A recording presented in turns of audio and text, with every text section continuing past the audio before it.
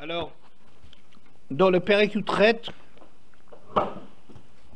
la paracha, Achemot, Vaidaber Hashem no Moshe les morts, Daber el Bnei Israël va martalem, Ani Hashem Elokechem, adresse-toi au Bnei Israël en leur disant, c'est moi Hashem votre Dieu. Que Maaseh Eretz Mitzrayim Asher Yeshavtem ba lo ta'asu, Maaseh Eretz Canaan, Asher ani mevi etrem shama lo ta'asu, uvuchukotem lo telechu. Comme les agissements du pays d'Égypte où vous avez demeuré, n'agirez pas. Et comme les agissements de la terre de Canaan où je vous amène, vous n'agirez pas et vous ne suivrez pas leurs lois. Et mishpatai ta'asu vetrukotai tishmeru lalechet bahem, ani Hashem Elokechem. Ce sont mes lois et que vous appliquerez et mes décrets que vous observerez pour vous y conformer. Ani Hashem Elokechem, c'est moi Hashem votre Dieu. Ushmartem et rukotai vet mishpatai she'aseotam ha'adam vachai bahem ani Hashem. Et vous observerez mes décrets et mes lois, que si les hommes les font, il vivra grâce à eux. C'est moi Hashem. Alors, il y a ici un chapitre un peu curieux. Vous savez que dans la paracha d'Achemot, on met en garde contre toutes les unions interdites. Et dans la paracha suivante, Kedoshim, on nous dit quelles sont les sanctions de ces comportements, de ces interdictions, n'est-ce pas? Et l'introduction de ces chapitres est curieuse, à mon avis. Comme les agissements du pays d'Égypte dans lequel vous avez demeuré, vous n'agirez pas, et comme les agissements de la terre de Canaan où je vous amène, vous n'agirez pas. Rashi dit que Maaseh Eretz Mitzrayim, comment est-ce qu'il faisait en Égypte? Magid, chez Maasem, chez le Mitzrim, ve chez le Kenaani, mekulkalim, mikol haumot. Voto makom, chez Yashvu bo, Israël, mekulkal minakol.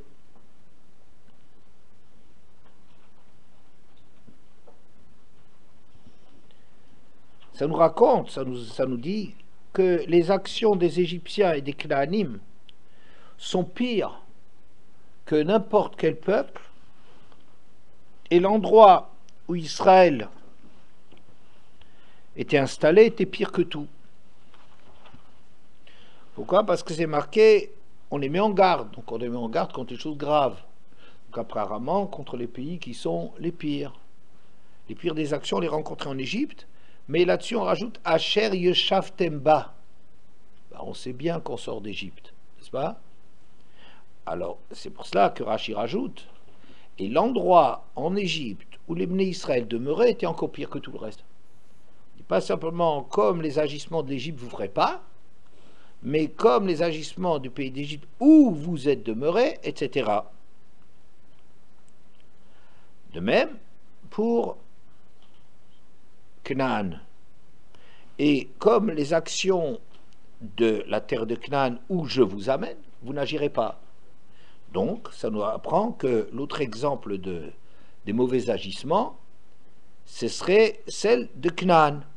Mais Asher ani mevi etrem shama, on n'a pas besoin de le dire ici, dans lequel je vous amène, comme si c'est lié à la présence d'Israël que ça devient les pires des pays. Un peu étonné que en quoi la présence d'Israël, elle fait que où ils se trouvent, que là où ils sont, c'est le pire de tout.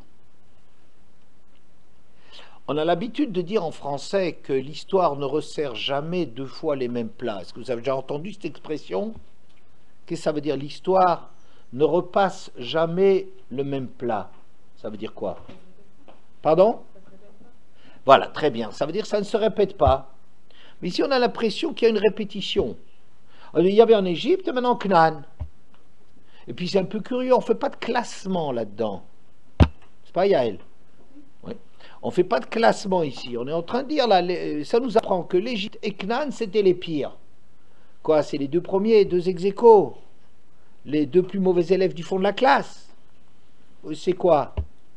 Et puis, avec cette précision curieuse, là où vous étiez, précisément en terre de Goshen où vous étiez, ou dans le pays dans lequel je vous amène, donc on voit qu'il y a quelque chose qui est lié à la présence d'Israël. On ne sait pas de quelle façon, mais quelque chose d'un peu curieux. Est-ce que vous comprenez un peu le problème? Pas là, mais on a appris, tiens, il va se passer comme ça. Il se trouve qu'en Égypte, c'était terrible. Il se trouve que Canaan, c'est terrible. Alors, c'est vrai que le Midrash, il dit que c'est le Midrash Kav Gimel He, je crois, dans Vaikra Rabbah, Zayin, pareil, que il y a Mitzraïm et Canaan sont deux frères. Ham, il a eu 4 enfants. Le deuxième, c'est Mitzraïm. Et le dernier, c'est Canaan. Alors peut-être, comme c'est des frères de Ham, et Ham, il est connu pour son tempérament, il cède à ses instincts, à ses mauvais instincts, n'est-ce pas? Ham, c'est celui qui agit par la chaleur, par les instincts, par les désirs, n'est-ce pas? Alors, c'est pas tellement étonnant qu'il a 2 frères qui sont du même genre, mais quand même, je trouve quand même curieux que qu'est-ce qu'on vient nous dire, quoi? Il se trouve dans l'histoire que les 2 frères étaient ex-aequo, le texte n'essaie même pas les départager. Et puis je vous dirais, si on a résisté à ça en Égypte, on va résister à cela en Canaan. C'est un peu curieux de quoi il s'agit. Sur quel plan l'Égypte et Canaan, ils sont les pires? Alors on pourra dire sur 2 éléments. Un, celui qui est dénoncé ici, c'est la débauche. Les mœurs, c'est pire que tout. Ouais, ils allaient plus loin que tout. Même les animaux. C'était avec les animaux, il n'y avait pas de... Il y avait le mariage pour n'importe qui, comme en France, mais on a encore un petit bout de chemin à faire. Il y a encore les animaux. Celle-là, c'est pas encore public, celle-là. Hein? Alors, on allait très très loin là-dedans. Il n'y a aucune limite dans les unions interdites. Et le deuxième élément, c'est l'élément d'Avodazara. Vous voyez bien que l'Égypte, avant de commencer à s'attaquer aux mœurs, c'est d'abord une question d'idéologie, c'est-à-dire que le paro mi Hachem, je ne reconnais pas Hachem. C'est le pays où on ne reconnaît pas Hachem. C'est le pays où il y a de l'idolâtrie qui s'appelle Paro, qui s'appelle le Nil, qui s'appelle toutes les divinités qui existent, avaient leur musée en Égypte. Hein? C'était les champions de tous les systèmes religieux du monde. Et Canaan, alors Canaan, il est dans tous les Sefer Dvarim, on insiste beaucoup de ne pas oublier, une fois qu'on rentre en Eretz, de ne pas oublier d'où on vient, tout ce qu'Hachem a fait pour nous, et de lutter contre les divinités du pays. Et il faut les éliminer. Faites attention, si vous ne les éliminez pas, ça va mal. Vayul sikim beinenechem, ça sera comme des épines dans vos yeux. Ils vous feront du mal, vous n'arrivez pas à vous en débarrasser. Et puis un jour, vous commencerez à vous intéresser, Zahama, pour l'intérêt intellectuel. Er avdu et agoim haele. Comment est-ce qu'ils ont pu faire de ces idoles-là et c'est Ken Gamani? Comment est-ce que... Moi, je vais aussi essayer. Les gens ne sont pas fous. S'ils ont fait cela dans ce pays, c'est qu'il y a un intérêt là derrière. Et donc, on commence à s'intéresser intellectuellement. Mais alors, peut-être, on va dire, en Égypte, peut-être, la question de l'Avodazara, c'était le premier combat qui était à mener, et celui des mœurs, c'est le deuxième. Et ici, on présente les mœurs de Canaan, mais l'Avodazara, il se trouve derrière. Donc, c'est intéressant que les 2 éléments soient liés. Qu'est-ce que ça veut dire? Alors, en vérité, c'est difficile de croire que ces deux civilisations auxquelles précisément on a eu affaire, il se trouve que c'était les pires. Et c'est d'autant plus difficile de croire qu'on dit là où vous étiez, comme si c'est Yeshiva Trem Sham Gar Malahem. C'est parce que vous êtes là-bas, on ne sait pas pourquoi exactement, mais c'est ça qui a amené comme ça des mœurs dépravées et de l'idolâtrie terrible. Ouais, comme si c'est lié à la présence d'Israël. J'aurais dit, et le texte, en vérité, ne veut pas dire qui est le pire des deux. Il ne fait pas de classement. On n'a pas l'habitude qu'il y a deux ex-aequo. Alors, peut-être, on peut dire la chose suivante.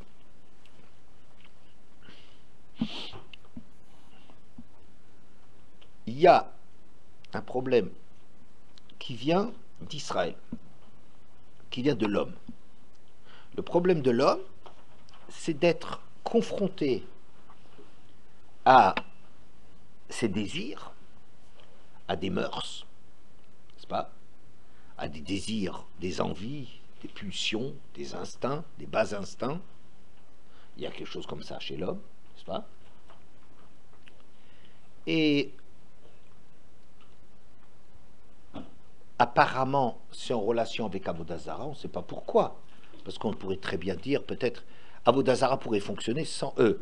Des mœurs pourraient fonctionner sans Avodah Zarah, ou l'inverse. Mais ça ferait que Israël a eu à combattre, dans un premier temps, quand ils sont extraits de l'Égypte, c'était de lutter, d'arriver à prendre conscience de l'erreur de cette civilisation, et Israël se construit avec le fait de s'écarter de leurs deux bastions qui s'appellent l'idolâtrie et les mœurs, n'est-ce pas? Il fallait, pour commencer, avoir fréquenté ce monde et se dire c'est une impasse, c'est pas quelque chose pour moi, n'est-ce pas? Mais c'est une chose que d'affronter un problème au début quand on se construit, et puis c'est un autre problème de le construire une fois de l'affronter une fois qu'on est établi. C'est-à-dire une fois qu'on vit, qu'on a déjà trouvé, qu'on a déjà résolu les problèmes de Parnassa, qu'on a déjà soi-même construit une civilisation, alors il y a un espèce de yetzer de retomber. C'est-à-dire le problème n'est pas le même quand je lutte au départ et quand le problème, une fois que je suis établi, le problème il revient. C'est peut-être pour ça qu'il y a ces deux mêmes confrontations à ces civilisations et qui sont personnifiées par deux enfants de Ham, parce que c'est eux qui sont les plus à même dans l'histoire d'être les pourritures du système des instincts. On ne sait pas pourquoi Ham a aussi affaire à Avodah Zarah, j'en parlerai plus tard. D'accord? Vous y êtes? Bien.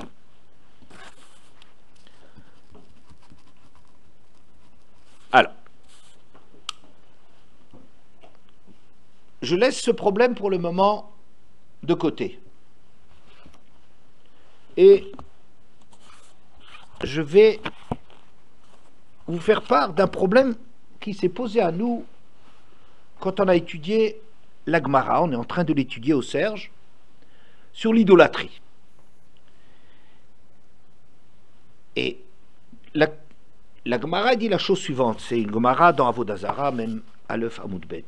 Itmar, il a été dit Avodat Kochavim Shtenishtabra Me'elea, une idole qui se brise d'elle-même. Par exemple, on a mal fermé une fenêtre, il y a un gros coup de vent et paf, l'idole qui se casse le museau. Ouais.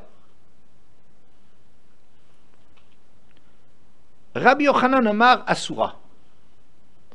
Rabbi Yochanan il dit elle continue à être interdite, bien qu'elle est brisée. Rabbi Shimon ben Lakish Omer, Muteret. Mais Resh Lakish, Rabbi Shimon ben Lakish, lui dit non, elle est permise. Rabbi Yochanan Omer Asura, pourquoi est-ce que Rabbi Yochanan dit en dépit de ce qu'elle est brisée, elle reste interdite? Deha Lobtala. Car il n'a rien fait pour l'annuler. Lui, il s'en est pas détaché. Ça veut dire, un goy a la possibilité d'annuler son idole parce qu'il y renonce, parce qu'il la brise, parce qu'il déménage et il ne l'amène pas avec lui. Ça montre qu'il a changé d'attitude par rapport à l'idolâtrie, ou bien il lui casse la figure, et ça montre qu'il s'en est détaché, qu'il l'a annulé. Mais celle-là, elle est juste tombée. Ah bah alors c'est des débris. Hein? Bon. Resh Lakish, il dit, non, elle est permise. Pourquoi? Mistam abatoulé miftalla. Parce que probablement, quand elle s'est brisée, il l'a abandonnée. Pourquoi? Pas parce qu'elle est plus très jolie. Parce que Meimar Amar, il se dit, Ihi nafsha lo atzla, laou gavra matztale. Elle n'est même pas capable de se protéger elle-même. Est-ce qu'elle va me protéger moi? Certainement le bonhomme il a dit, c'est de la blague, cette idolâtrie. N'est-ce pas? Vous voyez les deux positions. Une idolâtrie qui se brise sans que ce soit ses adorateurs qui l'aient brisée. Est-ce qu'on va dire, oui mais l'adorateur il n'a pas renoncé encore, puisqu'il n'a pas fait un acte ou de partir en l'abandonnant, ou de continuer à la piétiner, ou j'en sais rien, il ne montre pas qu'il s'en détache, il est encore attaché à cela. Jusqu'à ce qu'il l'annule lui personnellement avec un acte. Mais ça ne suffit pas qu'elle soit brisée. Et Resh Lakish, il dit non, parce que le bonhomme, il prend conscience de la utilité de tout cela, parce qu'il dit, cette idolâtrie, elle n'est même pas capable de se protéger du vent, elle va m'aider moi. Hein? La question qui a été posée par un des élèves a été la suivante. Un des talmidim, on n'est plus à l'école, c'est des adultes. Posez la question suivante. Est-ce qu'un bonhomme, quand il construit une idole, est-ce qu'il ne sait pas que cette idole, s'il y a un ouragan ou n'importe quoi, une tempête, quelque chose ou je ne sais pas trop quoi, qu'elle risque de se briser? Quoi? Le type, il est tellement fou, il est tellement inconscient qu'il fait une idole en imaginant que ça y est, il lui arrivera rien parce que c'est un dieu. Enfin, c'est lui qui est en train de la fabriquer. Il sait très bien, bon, c'est une idole, ok, d'accord. Il lui donne du sens, il lui donne tout ce que tu veux, mais quoi, il croit vraiment que s'il y a un coup de vent, elle ne va pas tomber? Est-ce que vous comprenez la question? Une grosse question. Une grosse question. Comment, si vous voulez, en d'autres termes, on peut imaginer qu'un homme va construire une idole en imaginant quelque chose. Mais quoi, il croit quoi, celui-là? Il est fou. Au secours, il faut l'enfermer. Ben non, il y avait des gens, ils étaient idolâtres et tout. Et maintenant qu'elle s'est brisée, alors tout d'un coup, il prend conscience, il dit, ça ne sert pas à grand-chose, celle-là, il n'est même pas fichu de se protéger. Quoi, il faut qu'on en arrive à cela pour qu'il le sache? D'accord? Alors on a beaucoup discuté autour de ce sujet, mais comment est-ce qu'un homme, il peut avoir une idole en imaginant qu'elle est capable, que ce n'est pas un morceau de bois, même s'il lui donne du sens, vous comprenez, même s'il dit il l'a fait d'une façon spéciale, et dans cette façon dont il l'a faite, ça a de la signification. Vous comprenez, par exemple, ça reproduit des constellations dans le ciel. Dans le ciel, dans l'univers, il est dirigé par différents signes du zodiaque. Alors on va représenter un truc comme ça, on va faire un mouton comme dieu d'Égypte, parce que la première constellation du ciel, c'était le bélier. Ouais, celle en Nissan, c'est le bélier. Et donc, c'est la première constellation, et il sent que c'est quelque chose qui a un sens pour lui, et que c'est grâce à ça que l'Égypte est devenue puissante. Donc, elle considérait que le mouton, c'est-à-dire quoi, et un mouton qui se fait écraser par un camion, ça l'étonne? Tu adores le bélier ou le mouton? Et ça t'étonne que si un camion qui lui roule dessus, elle est morte, tu ne le savais pas avant? Alors même s'il lui donne du sens, qu'il dit oui, ça correspond à... Mais il croit quand même pas que son mouton est éternel, non? quand ils commencent à adorer le mouton. Les hindous, elles sont peut-être sacrées leurs vaches, mais est-ce qu'ils croient que ces vaches sont immortelles? C'est autre chose. Ils disent qu'il y a des âmes comme ça, là, mettant psychose, comme ça, c'est un passage de Gilgoul, les Gilgoulim des Neshamot qui passent de l'un à l'autre, ils se trouvent dans les animaux. Mais il n'imagine pas que sa vache est immortelle quand même, n'est-ce pas? Alors, c'est ça qui pose problème. Même si tu lui donnes du sens, tu n'es quand même pas surpris que quand il y a un ouragan, elle se brise et que tu vas l'abandonner.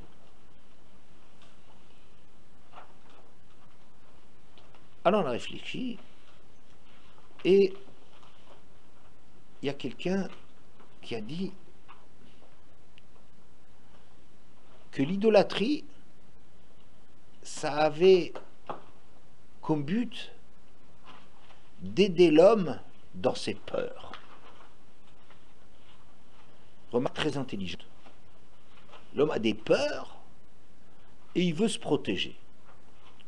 Je vais vous dire la traduction que j'ai faite de cela.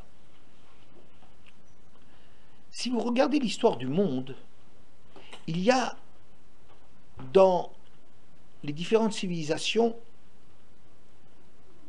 des problèmes qui se répètent, parce que c'est des problèmes, si vous voulez, de l'homme. Quel problème? Quel problème on rencontre dans différentes civilisations? Par exemple, la vieillesse. On voit que on devient vieux, on perd ses capacités, on devient dépendant. Alors il y a comme ça une espèce d'espoir de trouver l'eau de jouvence. Vous savez ce que c'est l'eau de jouvence? C'est quoi?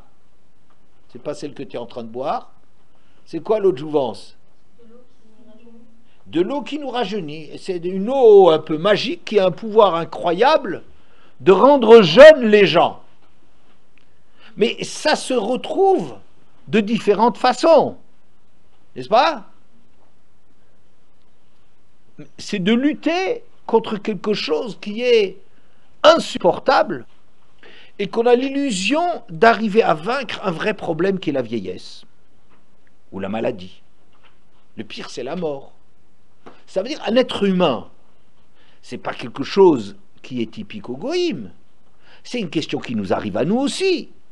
On ne peut pas s'empêcher de temps à autre, ou même avec pas mal de continuité, d'être terrorisé en se disant mais qu'est-ce qu'on va devenir quand on va mourir? C'est très bien parler au lamaba, mais de temps en temps, on se dit mais c'est trop grave, c'est trop terrible, qu'est-ce qui m'arrive? Est-ce que vous comprenez ça? Hein?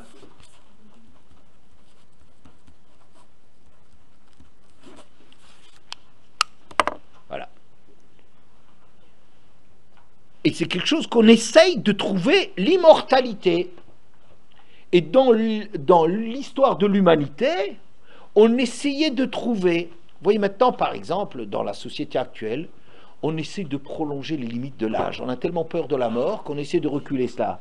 Et sans réfléchir à tous les problèmes sociaux extrêmement lourds que ça pose d'une société où il y a des gens qui vivent jusqu'à 80, 90 ans facilement, qui arrivent jusqu'à même 100 ans, et que ça crée une société qu'on n'arrive même plus à gérer parce qu'il y a trop d'inactifs qui sont dépendants et tous les problèmes, la maladie et tout ça. Mais le problème, c'est qu'on a tellement peur de la mort qu'on essaie d'une façon de nous mettre sans réfléchir, mais prolonger cette vie. Ou bien le problème de la force, l'épée magique du roi Arthur, Excalibur, c'est des épées magiques qui vous donnent un pouvoir de la victoire. Hein, il y a comme ça des rêves, des fantasmes de la jeunesse éternelle, de l'immortalité, du pouvoir, ou bien la transformation du plomb en or, un grand rêve de l'humanité. Comment transformer, on a englouti des fortunes et des fortunes et des fortunes pour essayer d'obtenir, de transformer ou bien la beauté, hein, la beauté, toujours dans les histoires, comme ça, la préoccupation qui est plus féminine en général, de pouvoir toujours séduire. Mais c'est des trucs qui viennent dans toutes les générations. Et c'est là-dessus que c'est basé aussi la publicité. Elle veut vous vendre le truc qui va épater les autres, par lesquels on existe, par lesquels on est reconnu, par lesquels on séduit, n'est-ce pas? C'est d'une façon ou d'une autre dans les civilisations. On parle un langage différent, mais on s'attaque à des problèmes éternels. Vous êtes d'accord? Comment est-ce que vous croyez que la Torah, elle parle de ces grands problèmes? Jeunesse, immortalité, victoire, dépendance, richesse. Qu'est-ce qu'on a comme langage, nous, par rapport à ces problèmes? Est-ce que on cherche le moyen magique d'essayer d'échapper à cela?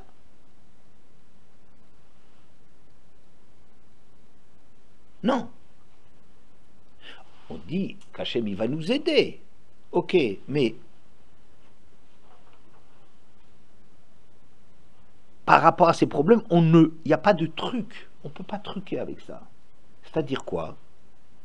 Que l'homme, un humain, a un vrai problème, il est créé pour ressentir un vrai problème de la maladie, la pauvreté, la mort, la faiblesse.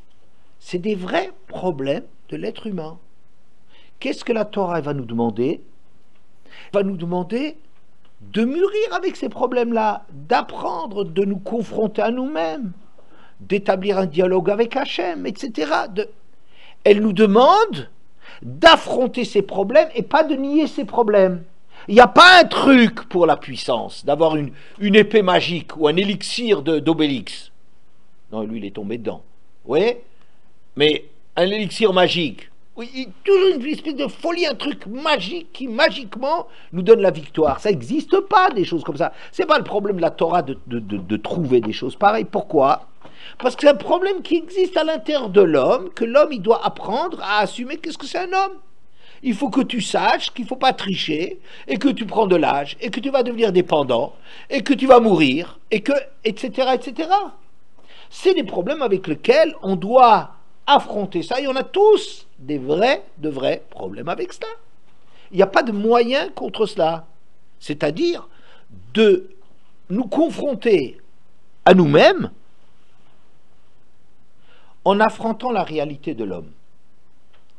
La tour de Babel, par exemple, c'était une espèce de folie qui voulait que l'homme, en réunissant toutes les forces des humains, on va construire quelque chose qui va résoudre les problèmes de l'humanité. On va plus se quitter, on va empêcher les catastrophes naturelles, plus jamais cela. Vous voyez, des espèces de folies, mais c'est une folie. On va construire des piliers pour que tous les 1656 ans, ça s'est passé une fois, mais ils ont été drôlement traumatisés, il y a un déluge, et bien le prochain déluge, il n'aura pas lieu parce qu'on va construire des piliers pour soutenir le ciel. Vous avez déjà entendu une folie aussi grandiose que ça, et c'est marqué dans la Torah, mais la Torah, c'est pas un livre de folie. N'est-ce pas? Mais ça décrit une folie naturelle, c'est pas la folie d'un fou, c'est la folie humaine qui essaye, d'une façon ou d'une autre, en réunifiant toutes les forces, empêcher les guerres, faire qu'on trouve ensemble les remèdes à tout, on met en force toutes nos forces en commun, et on va arriver à traverser le monde. Vous voyez, il y a comme ça une espèce d'illusion d'arriver à résoudre les problèmes. Il y a un truc. La Torah n'a pas de truc. Mais c'est une confrontation de l'homme avec des problèmes très, très, très lourds à porter. Et je veux dire, même si on est religieux. Alors, en vérité, il y a des moments dans lesquels la Torah, les mitzvot, elle nous lâche. On se réveille à un certain moment paniqué, Puis on a peur du noir, on a peur de la disparition, on a peur de la perte des êtres chers.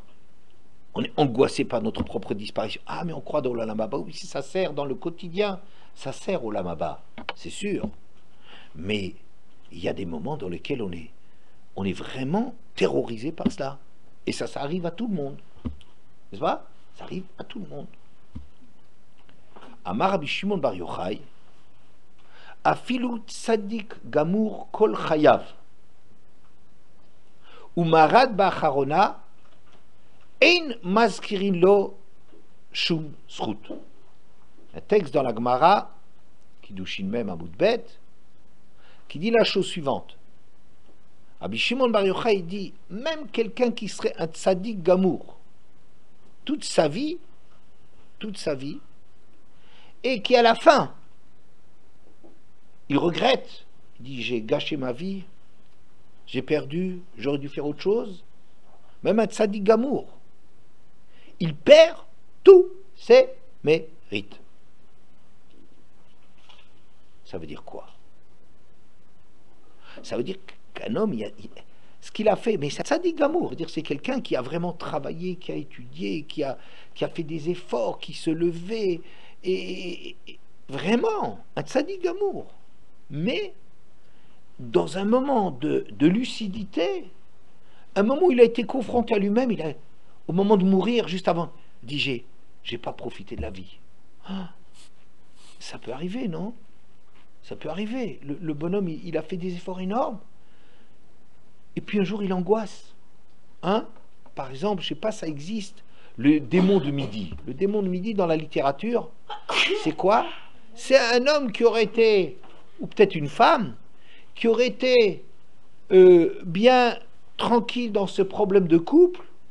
Et puis, le temps passant, un jour, à un certain âge, elle commence à se dire, au milieu de sa vie, à midi, elle commence à se dire, mais j'ai jamais rien essayé.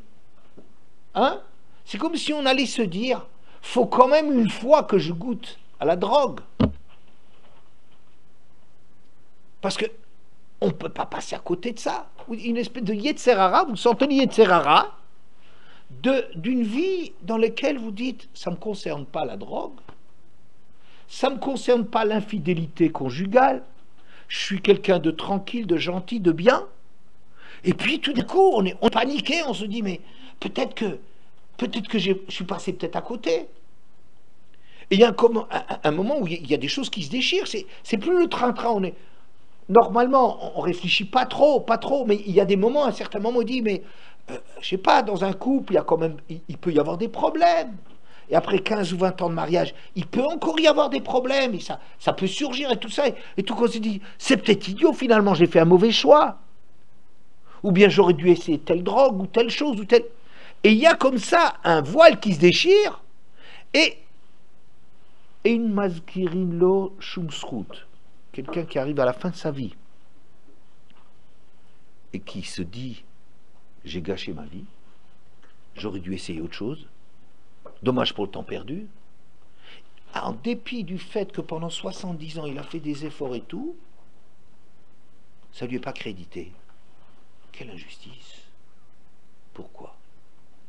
Et il regrette. Parce qu'il regrette. Oui, mais il regrette, mais il a fait tellement de choses. Ok, mais... Je te dirais, c'est plus que du regret. Ça veut dire que son point d'équilibre, il est en train de dire qu'au fond de lui-même, il n'est pas dans ce qu'il faisait. Il est en train de dire, oui, j'étais tzaddik, mais tzaddik, ça sert à manger cachère et tout ça. Ça sert, c'est bien, ça, on peut faire de la Messirut Nefesh sur beaucoup de choses. Mais ça, c'est comme dans le train-train, comme si on est pris en charge par le système. Et puis, tout d'un coup, on est en train de dire, mais non, je regrette, j'aurais dû faire autre chose. Ça veut dire que tu dois affronter toi-même et dans ta confrontation avec toi-même, ça veut dire là où tu vois des choses plus vraies de toi, elle est en train de dire ce que tu as fait avant, c'est faux. Même si tu as fait de la Messirut Nefesh, en dépit de ce que tu es un tzaddik gamour, mais le voile il se déchire. Est-ce que vous y êtes? Bien. c'est ça que on a ici comme problème, que on a besoin d'un prétexte, d'une idolâtrie. Comme ça, on a répondu que la naissance de l'idolâtrie, c'est-à-dire quelque chose qui en vérité est insensé, quelque chose dans lequel on sait très bien que ça peut tomber et se briser, n'est-ce pas? On le sait, on n'est pas en train de découvrir qu'une statue, elle peut tomber, que s'il y a du mouvement, un gosse, il peut la faire tomber, que s'il y a un ouragan, elle peut, etc. Oui, on le sait, mais quoi? On a besoin de cela pour essayer de fuir des problèmes très, très difficiles à assumer. Qu'est-ce que c'est un être humain? Qu'est-ce que c'est un homme? Qu'est-ce que c'est un vrai tzaddik? C'est quelqu'un qui vit, qui se rend compte que le temps passe, qu'il y a d'autres options, mais on grandit à l'intérieur de son couple. N'est-ce pas? À l'intérieur de... Ah, c'est difficile, il y a des moments qui sont de tension, etc. Eh bien, on fait plus d'efforts. C'est là que ça se construit. Le couple, c'est un truc compliqué. On ne va pas tout d'un coup avoir l'illusion que telle femme ou tel homme, ils ont une vertu magique, qu'avec eux, ça irait tout seul. Non, c'est une difficulté, que le mariage, c'est compliqué. Et qu'il y a des moments dans lesquels il y a des tensions, c'est comme ça, c'est ça ce qu'il faut. C'est ça l'effort d'un être humain, mais pas cette illusion de se dire « Ah, il y a des trucs magiques, quelqu'un d'extraordinaire avec qui on se serait bien entendu. » C'est pas vrai. Le fait de vivre ensemble, même avec quelqu'un de très bien, c'est quelque chose de compliqué. Quand on se marie, tout le monde est sûr d'avoir trouvé quelqu'un de bien et que, c'est vrai, c'est quelqu'un de bien. Toi, t'es bien, lui, il est bien. Mais le mariage, c'est pas facile tout le temps.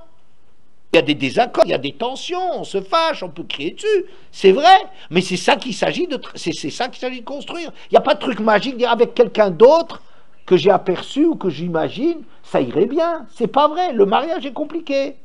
La mort, c'est très compliqué. Oui, c'est très compliqué. Le fait de mourir, c'est quelque chose de terrible. C'est terrible parce que c'est ça que finalement, Tov Me'od Zemita. Qu'est-ce qui est le Me'od, dit le Midrash, dans la création du monde? La mort. Mais c'est la pire chose qui existe, la mort. Oui, mais c'est la chose qui fait que l'homme, il est obligé de se mesurer à quelque chose, à des angoisses, à la peur de disparaître, etc.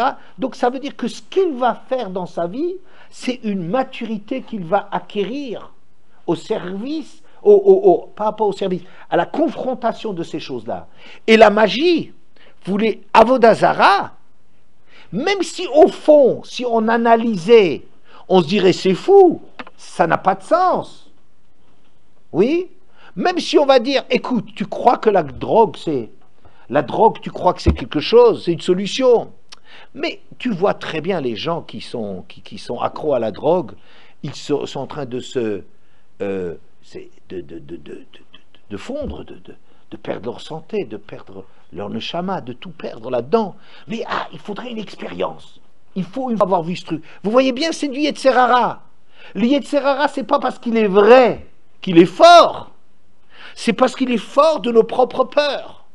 On a l'angoisse d'être passé à côté, de ne pas avoir essayé, ça aurait pu marcher, on peut résoudre des problèmes. Alors on est comme ça dans une espèce de folie qu'on rencontre au cours de toute l'humanité et dans notre propre vie, des problèmes de santé, des problèmes de vieillesse, des problèmes de mort, des problèmes de réussite, des problèmes d'argent. Mais c'est les mêmes problèmes qu'on rencontre dans des civilisations et dans l'histoire de chacun.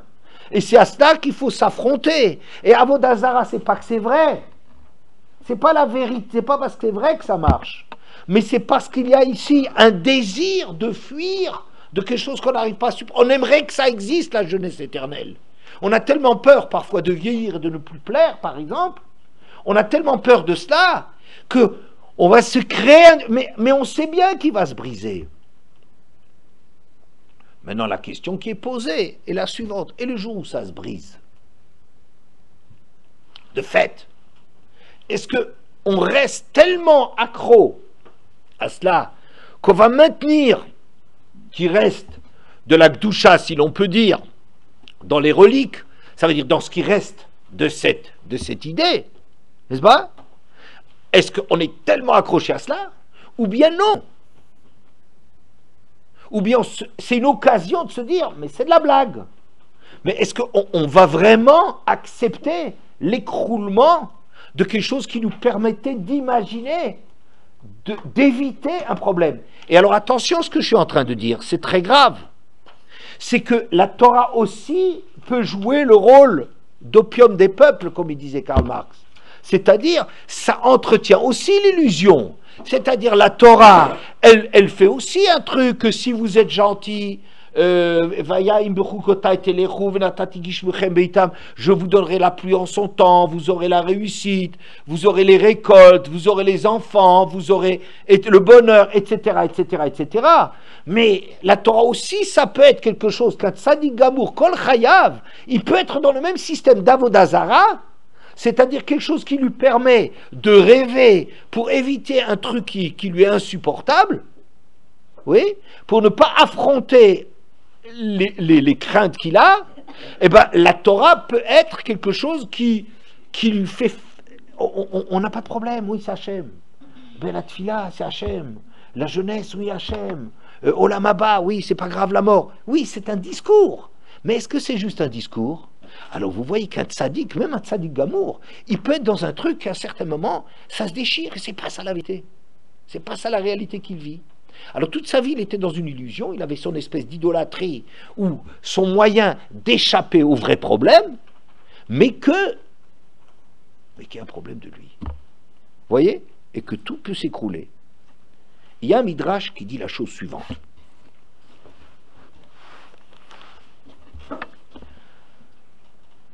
Ou Paro Cholem. Paro a rêvé dans l'histoire de Yosef. Hein, c'est dans Parshat Miketz.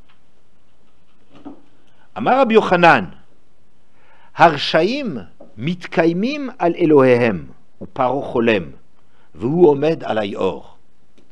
Aval hatzadikim Elohem mitkayem alehem, ve'ine Hashem nitzav alav. Magnifique midrash. Magnifique. Le paro a rêvé, et voici qu'il était pas Omed, alors Mitkayem, il existait, on précisera un peu le sens de Mitkayem al Elohem. Il est au-dessus de son Dieu. Pourquoi? Parce que Paro, quand il rêvait, il était au-dessus du Nil. Est-ce que quelqu'un se souvient comment est-ce qu'il a raconté le rêve? Hein? Très bien. Veine omed al sfat or. Très très bien, Yael. Et voici qu'il était debout au bord du Nil. Quand il a raconté l'histoire, il n'a pas raconté ce qu'il avait rêvé. Vous savez pourquoi? Parce que ça se fait pas. Il ne peut pas dire que le Nil, il est le Dieu, et lui, en vérité, il utilise ce Dieu. Donc, quand il parlait, on ne peut pas le piéger. Il avait un discours religieux, si vous voulez. Un discours qui pouvait passer. Vous comprenez? Donc, lui, il disait, il était debout au bord du Nil. Mais la vérité, le rêve, va révéler, ouais, il va révéler la réalité. Il est mitkayem.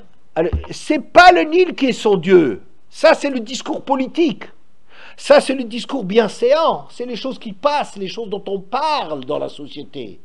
Alors là-dessus, quand on parle des choses, on ne va pas dire des choses qui sont obscènes, grossières, vulgaires, insupportables. Mais la réalité, c'est que le rachat, il est mitkayem à l'Elohim. Il a un discours, mais en vérité, qui c'est Dieu? C'est lui. C'est lui le Dieu, c'est pas le Nil. Il ne peut pas le dire. Mais la vérité, quand vous le saisissez dans un moment où il n'est pas en train de surveiller son langage, il est omed alayor.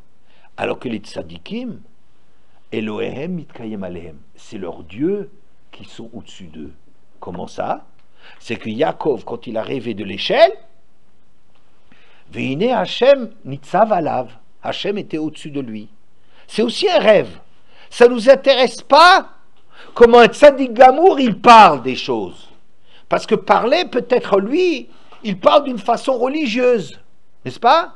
Mais ce qui nous intéresse, c'est que dans le rêve de Yaakov, là, où se révèle le subconscient, les choses très profondes de Yaakov, qu'à l'état de veille, il surveille. Oui, il surveille son discours. Mais dans le rêve, Paro et Yaakov révèlent le fond de leur personne. Est-ce que tu as quelque chose au-dessus de toi? Ou bien c'est toi qui es Dieu? Et tout le reste, c'est une utilisation. Tu l'utilises pour. Vous comprenez? C'est un midrash extraordinaire. Et je rajoute un petit point sur ce midrash. On est en train de dire Elohem mitkayem alehem ou hem mitkayemim alehem. On est en train de dire, est-ce qu'ils ont un Dieu qui est au-dessus d'eux ou c'est eux qui sont au-dessus d'eux? On ne s'intéresse pas à savoir si leur Dieu, il s'appelle Allah ou Bouddha ou Christ ou Kadosh Baruch Hu ou quoi. On ne s'intéresse pas à ce discours. Le critère est, tu as quelque chose de véritable au-dessus de toi qui te dépasse, ou bien qu'en réalité c'est toi qui es au-dessus. Et peu nous importe le mot que tu places là derrière. C'est pas important que tu appelles ça Akadosh Baruch Hu ou pas. Ce que je reproche à Paro, le Nil, c'est vrai que c'est une idolâtrie, mais est-ce que le Nil est au-dessus de toi? Mais un rachat, il n'a pas de Nil qui est au-dessus d'eux. C'est lui qui est au-dessus. C'est lui qui a un discours, qui s'invente un discours pour arriver à le rassurer. Vous comprenez? Et peu importe maintenant que ça s'appelle même le Nil, qui est une Avodazara, ou qui s'appelle Pierre ou Paul, ça n'a pas d'importance. Le problème est-ce qu'il y a quelque chose au-dessus de toi, ou c'est toi qui utilises tout le système? Et c'est pour ça que Rashi, il dit, dans les Aseret Adibrot, il dit... Lo yelecha Elohim acherim alpana, il n'aura pas d'autre Dieu sur ma face. Chez acherim asaum Elohim, c'est d'autres qui en ont fait des dieux. D'autres qui en ont fait des dieux. Vous entendez? D'autres qui en ont fait du. C'est-à-dire quoi? C'est pas quelque chose qui existe en soi. Ce qui nous intéresse dans Kadosh Baruch Hu, lui, c'est sans mettre un nom dessus.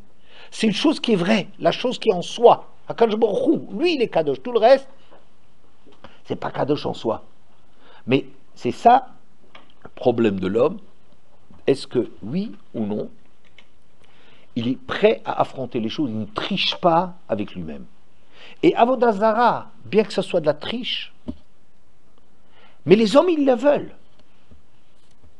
Ils attendent que ça se brise peut-être pour qu'il y ait quelque chose qui se déchire à l'intérieur d'eux, mais fondamentalement, les gens, ils le savent que c'est rien. Mais pourquoi? Parce que le but, c'est de l'oublier. De la même façon, maintenant, je vais avancer un tout petit peu, que dans notre paracha, on voit que les mœurs et la croyance, ils sont liés. C'était les deux choses sur lesquelles l'Égypte et Canaan, ils sont communs. Ils ont des religions pourries et ils ont des mœurs lamentables, plus que lamentables. D'accord? Une liberté de mœurs terrible. Quel est le lien entre les deux? Je vais vous dire. C'est que on ne peut pas se permettre de se permettre n'importe quoi. Il faut un discours derrière. Voyez par exemple, quand en France on a essayé de faire passer, on l'a fait passer, la loi du mariage des homosexuels, oui, regardez comment ça s'appelait, le mariage pour tous. Extraordinaire. Ça c'est une trouvaille extraordinaire. Le mariage pour tous, ça veut dire, ben oui, c'est comme s'il y a une injustice que quoi? Le mariage est réservé à certains? Quoi, le mariage est réservé à un homme et une femme? Le mariage pour tous, c'est pas juste. Eux aussi ils s'aiment. Ouais, bon, eux aussi ils s'aiment. On peut aimer n'importe quoi, oui, ok, bon. Mais enfin, eux aussi ils s'aiment. Alors le mariage pour tous, moi j'appelle jamais ça le mariage pour tous. Vous savez comment je l'appelle? le mariage pour n'importe qui. Si vous aviez appelé ça le problème du mariage pour n'importe qui, j'aurais pu tous les mettre dedans. Il n'y a pas de raison. Avec ton animal, si ça te plaît, pourquoi pas? L'amour. Oui. Alors, ça aurait fait que c'est... Mais vous comprenez, qu'est-ce que je veux dire par là? Qu'est-ce que je veux dire par là? Si vous appelez ça le mariage pour n'importe qui, c'est une façon très méprisante et dédaigneuse de dire mais on peut se marier avec n'importe qui. Et si ça te plaît de te marier avec ta vache, marie-toi avec ta vache. Vous comprenez? Mais quand on dit le mariage pour tous, ça veut dire comme s'il y a une injustice de priver des citoyens de droits élémentaires d'être reconnus. Le discours qu'on fait, il permet de faire passer l'abjection qu'il y a dans la chose. Les mœurs, tous les mœurs dépravées qui se permettaient n'importe qui là-dedans, il y avait du tout. Oui. Il y avait le problème est que n'importe qui est permis, mais il fallait que ça soit au nom d'une avodazara. C'est lié, ça veut dire il y a une idée derrière, il y a quelque chose qui le... Ouais. Et j'ai lu quelque chose de très intéressant dans la Voix de la Torah du Rav Eli Munk. Il disait la chose suivante. Tous les Issourim, les unions interdites, elles font quoi? Qu'est-ce qu'elles sont en train de nous dire? Qu'il n'y a rien au-dessus de ton désir. C'est la femme. Peu importe que ce soit la mère, la belle-fille, la sœur de la sœur, n'importe quoi, la tante, n'importe quoi. Il n'y a rien d'être. Qu'est-ce que ça veut dire? Que quoi? Tu es libre.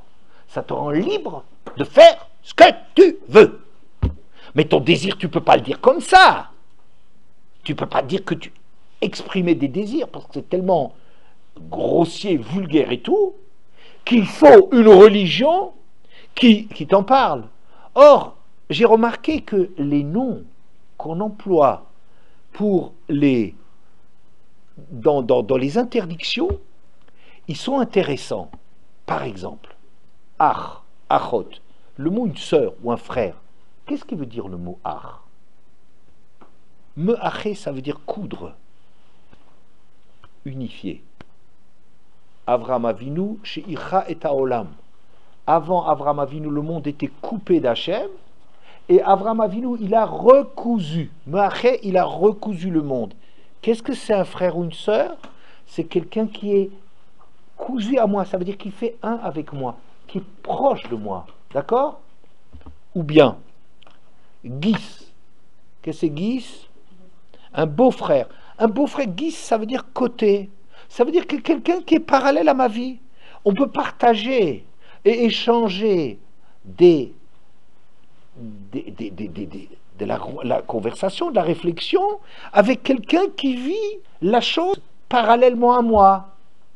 Ou bien, Doda, qu'est-ce que c'est? C'est amour, c'est aimer. David Ameller, oui. Dod, comme Yudidi, c'est affection. C'est des centres d'affection. Ou bien le beau-père et la belle-mère, Ham, c'est un lieu chaleureux. Alors en vérité, la Torah, quand elle nous interdit cela, elle est en train de structurer, d'aménager le monde de l'homme pour que ce soit un monde chaleureux, dans lequel on a des complices, dans lequel on a des rapprochements, dans lequel on a de la confiance. Et ça, celui qui ne respecte pas ces lois, c'est comme s'il veut, c'est une femme, on lui saute dessus. On en fait un désir. C'est une horreur. C'est une horreur, ça veut dire, il n'y a que le désir qui règne. Mais on n'ose pas dire le désir. Alors on va faire de la religion derrière. C'est pour ça que ça marche seulement avec du Avodazara à côté. Mais c'est le désir, et ça Munk il dit quelque chose de très fort, le Rav Munk il dit, c'est comme réduire toutes les choses à du désir, c'est de la femme. Vous voyez? Au lieu qu'on te dit, tu as une tante, mais une tante c'est quelqu'un en général plus âgé, qui a de l'affection pour toi parce que tu es de la famille, qui te protège. Un beau-père et une belle-mère, eh bien, tu le maries de leur fils ou de leur fille, c'est quelqu'un qui crée un environnement chaleureux, c'est des seconds parents.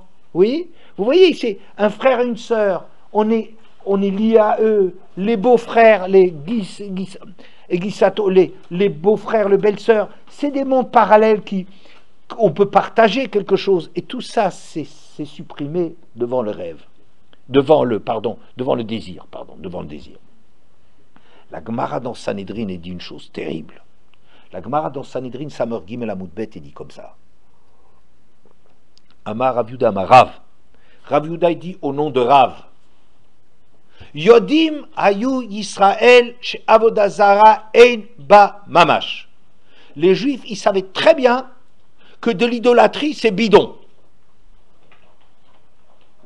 Velo Avdu et Egel, elle a que des la tire lahem arayot befaresia. Et la raison pour laquelle ils ont fait le veau d'or, c'est pour se permettre les arayot, toutes les interdits befaresia publiquement, sans retenue. Texte extraordinaire, extraordinaire. Ils le savaient que c'était bidon. Nous, on croit que les Egelazav, ça les a tentés parce qu'ils avaient des problèmes métaphysiques graves à comprendre comment on va remplacer Moshe et des Hachem pour... Alors on fait comme ça des constructions intellectuelles extrêmement élaborées. Et ici, à Maravuda Marav, tu sais pourquoi ils ont mis un truc comme ça en place? Pour s'autoriser des trucs qui sont inautorisables. Et de quelle façon?